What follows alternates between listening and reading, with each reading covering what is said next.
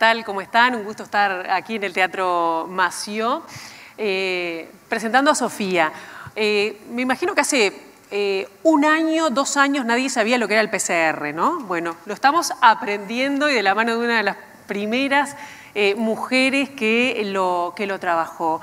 Estamos marcados en nuestro país y en el mundo por la pandemia. Hemos vivido miedo, incertidumbre, soledad, y dentro de tanta oscuridad que nos hemos ido acostumbrando a mucha cosa, han surgido focos de esperanza. Y esos focos de esperanza, algunos vinieron de la mano de personas jóvenes de aquí de Uruguay, que se han formado, que crearon en una empresa, y dentro de eso vamos a destacar al trabajo que hace Sofía y en la empresa que es socia y que creó hace ya algún tiempo. Sofía, un placer. Muchas gracias por la invitación. Sofía, bueno, ustedes saben, es de acá de San José, sigue viviendo en el departamento, viaja a Montevideo todos los días, toda su familia está afincada acá. ¿Cómo fue, Sofía, que se adelantaron a la llegada del COVID, ¿no? Porque, bueno, nadie sabía lo que era el coronavirus, nos enteramos que había un coronavirus y ahora ese nuevo coronavirus. ¿Cómo fue? Bueno, la verdad es que adelantarnos a la llegada del COVID no fue una decisión que cuando la tomamos nos imaginamos que iba a cambiar la historia. Nosotros éramos un laboratorio chiquito de 10 personas, enfocados en técnicas moleculares, puntualmente en PCR, que hoy tanto se habla y se conoce. Y bueno, de forma de nuestra rutina, teníamos reuniones, instancias donde discutíamos nuevas tecnologías, nuevos diagnósticos. Y es así que desde enero del 2020 empezó a aparecer el COVID entre nuestros registros de reuniones. Y empezamos a estudiar las formas de diagnóstico, las recomendaciones internacionales, las soluciones que se iban tomando en diferentes países. Y llegó en febrero, teníamos que tomar la decisión de comprar esos reactivos, que no eran reactivos baratos. El laboratorio no pasaba por un buen momento económico y fue una decisión complicada jugársela. Digo, en otros momentos habíamos comprado reactivos para otros virus que nunca llegaron, entonces había que jugársela. Y bueno, compramos los insumos, preparamos, optimizamos la PCR y tenemos todo pronto para la llegada del coronavirus. Bien, me imagino que ese 13 de marzo, que nadie se olvida de lo que es la fecha, 13 de marzo de 2020, marcó un antes y un después, no solo en la historia personal, que me imagino que ya nos vas a contar, sino también en la historia del país. ¿Cómo te agarró? ¿Cómo te encontró? El 13 de marzo fue una gran sorpresa. La sorpresa no era que el coronavirus había llegado al Uruguay, porque ya a esa altura era obvio que iba a llegar. O sea, era un virus que se propagaba muy rápido, que ya estaba muy cerca, o sea, era cuestión de días que aparecían los primeros casos en Uruguay.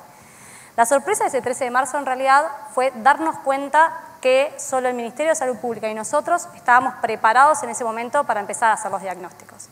Un diagnóstico que en el año pasado era la única herramienta para detectar los primeros casos, los casos positivos y aislarlos tempranamente, que era la única forma de evitar la propagación del virus. Hoy se suma a eso la vacunación, por suerte.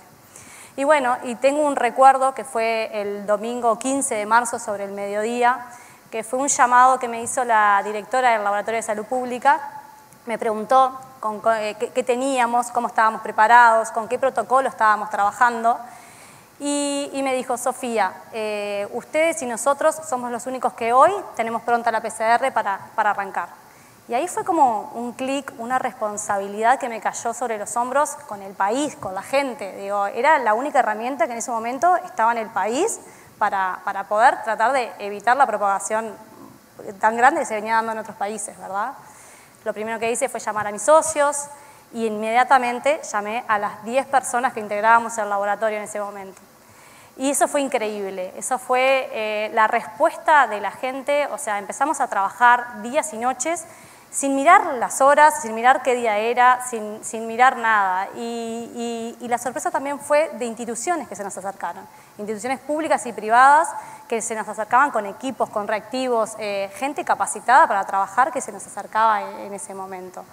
Digo, fue la verdad que una responsabilidad muy grande que tomamos a todos por igual, todo el equipo de ATGEN. Fue La máquina que empezó el 13 de marzo en Atejen fue el equipo de gente que empezó a trabajar con todas las fuerzas y que el día de hoy sigue, ¿verdad? Bien, casi 200 personas, ¿no? En 2 Sí. años, de 10 a Pasamos 200 de me parece que a un crecimiento, 180 personas por lo menos que somos hoy, sí. crecimiento exponencial. Sí, sin duda. Me imagino que como en la vida, no todo es color de rosas, ¿no? ¿Cuáles fueron esos momentos que vos identificás como críticos, como decir, bueno, hasta aquí llegué, no puedo más, y seguir? Y bueno, la verdad es que a medida que pasaban las semanas y no había horas, no había días, el cansancio empezaba a aparecer. Y era como todo muy contradictorio, porque yo viajaba desde Libertad hasta el Latu y veías el país paralizado, las calles vacías, no veías nadie, nada, y era pisar el edificio de Los Tilos, que es donde estamos en el Latu, y aquello era una locura, corrían por todos lados, unos procesaban muestras, otros contestaban mail, teléfono, buscábamos insumos, era como muy contradictorio todo lo que estaba viviendo. Y después llegar a casa era muy difícil, estaban mis hijas con mi marido, y ellas estaban aisladas, como el resto de los niños que estaban en el mundo, aislados, sin ver a sus compañeros, sin ir a la escuela, a sus abuelos, sin ver a nadie, y tampoco estaba yo. Yo llegaba y seguía conectada, seguía muy nerviosa, y ellas me preguntaban, me perseguían mientras yo caminaba y me preguntaban, ¿qué está pasando, mamá? ¿Cuántos positivos hubieron hoy? La pregunta que me repetían todos los días era como si estuvieran entendiendo. Me preguntaban, ¿cuándo termina esto? Era un momento muy difícil, la verdad. ¿Qué les decías? Y bueno, a veces no tenía muchas respuestas para darles y bueno, está bueno también que ellas hayan vivido con intensidad ese momento, que a veces no hay respuestas para todas las preguntas y fue un momento muy intenso realmente. Ustedes saben que éxito viene del latín que es salida, ¿no? Y muchas veces dicen que a veces el tema no es llegar a algún lado, sino es saber levantarse. Saber levantarse y seguir.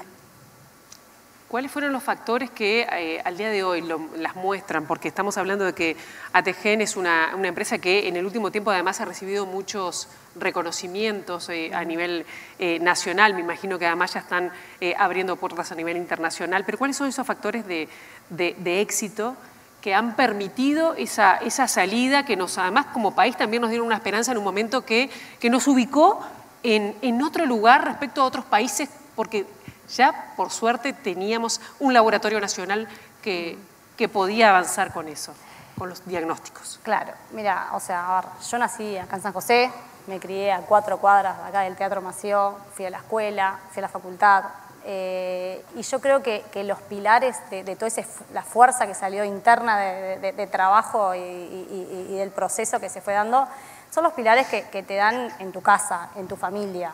O sea, siempre me inculcaron el hecho de estudiar, de progresar, de ser perseverante. Una frase que también mi madre siempre decía, el sentido común ante las diferentes situaciones que se iban dando.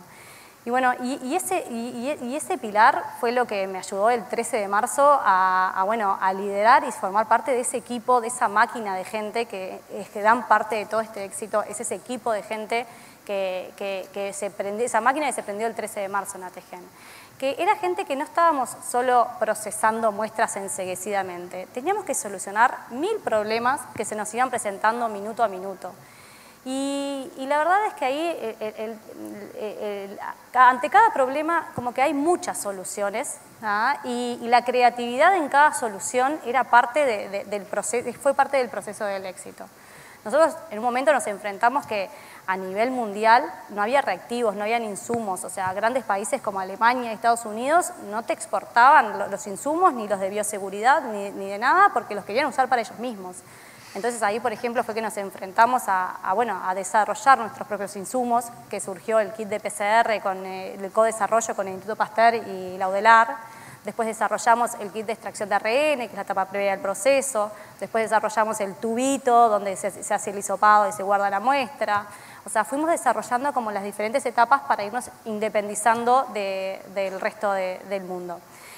También estaba el problema de los hisopados.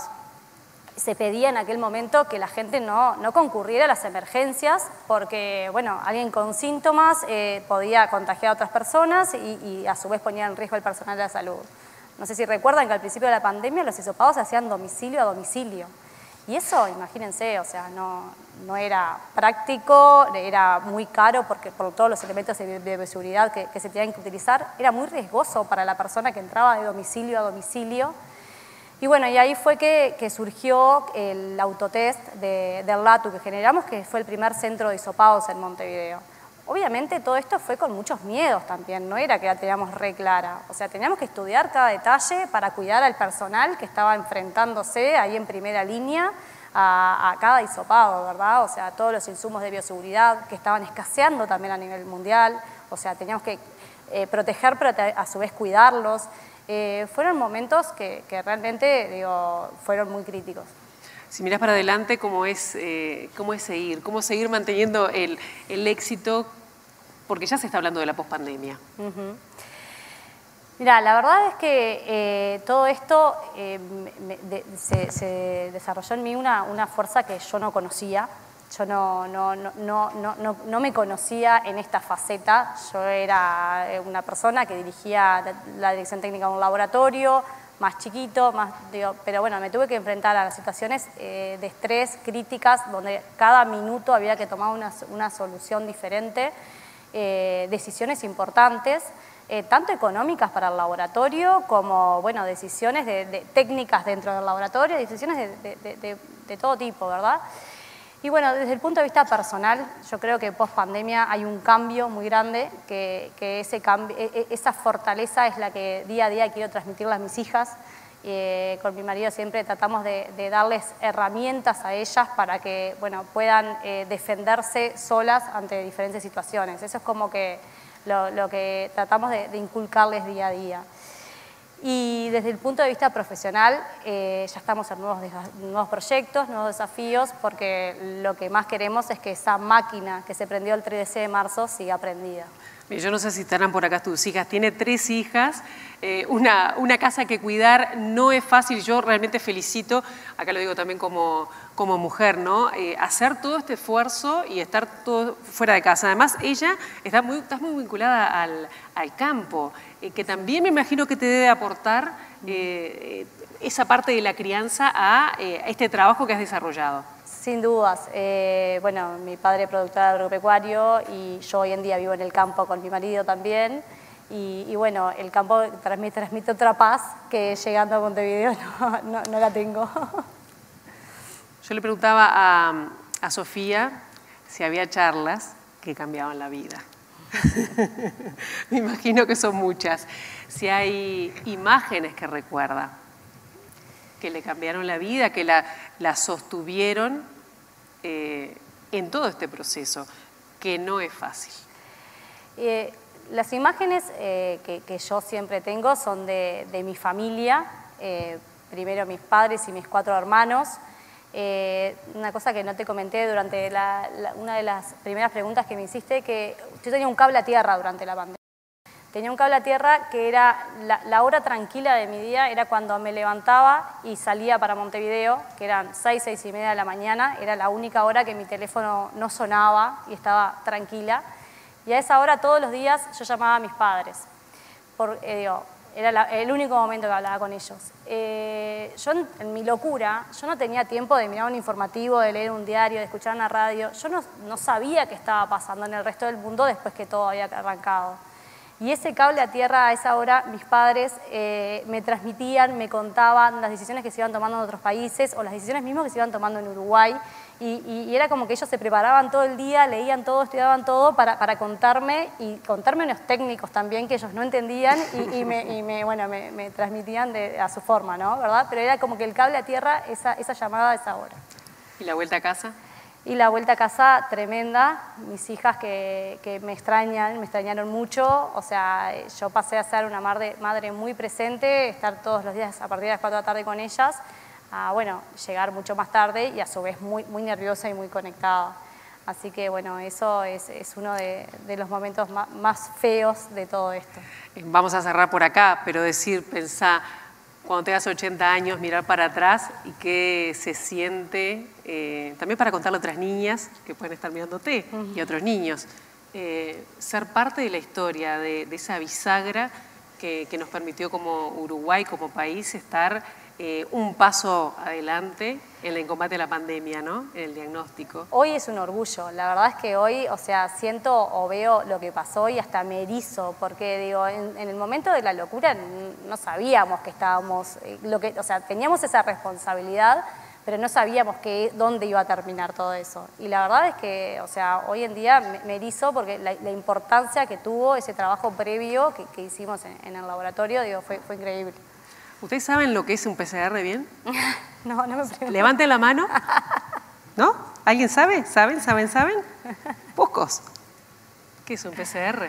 Bueno, un PCR en realidad lo que se hace con el virus, con COVID, es primero se extrae el ARN viral, que es el material genético del virus, y mediante primers y sondas, que son marcadores específicos, se amplifica una región específica y conservada del virus. Entonces ahí, o sea, en el caso de que esté presente, lo que vemos es una amplificación del virus, y en el caso que no esté presente, digo, no se ve nada. Un fuerte aplauso a Sofía y todo su trabajo.